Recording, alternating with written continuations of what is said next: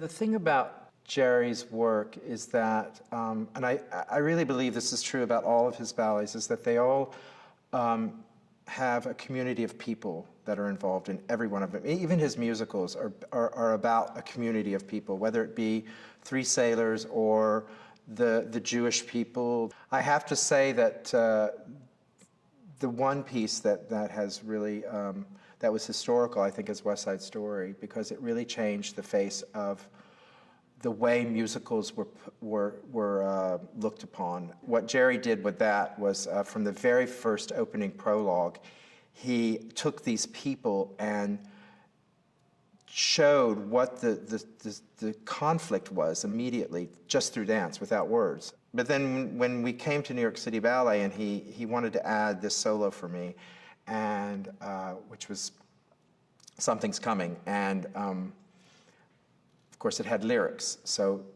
when we worked on that solo, this is such a funny thing. He choreographed the whole thing, and at the very end, he has me do this turn, and I fall to the floor, and I reach to the sky, and he wanted me to shake my hands like this, and I just thought it was so ridiculous.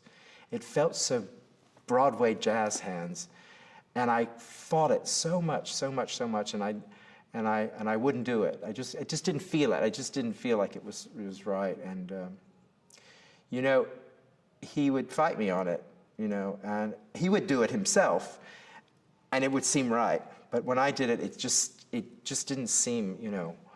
So eventually, I was doing my last performance, and I gave in.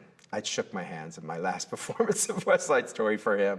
Every time someone asks me about Jerome Robbins and working with him, they always say, well, was he as mean as you know, we all heard? And I always say, well, yes, he was. I mean, you know, but to me, he wasn't.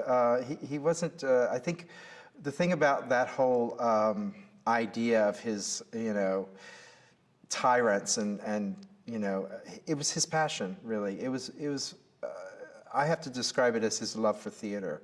I was attracted to that, you know, his complete devotion and the complete discipline that was allowed in his rehearsal rooms were because he loved it so much. What's fascinating is that he really was one of the handful of people that were inventing what American dance was to be.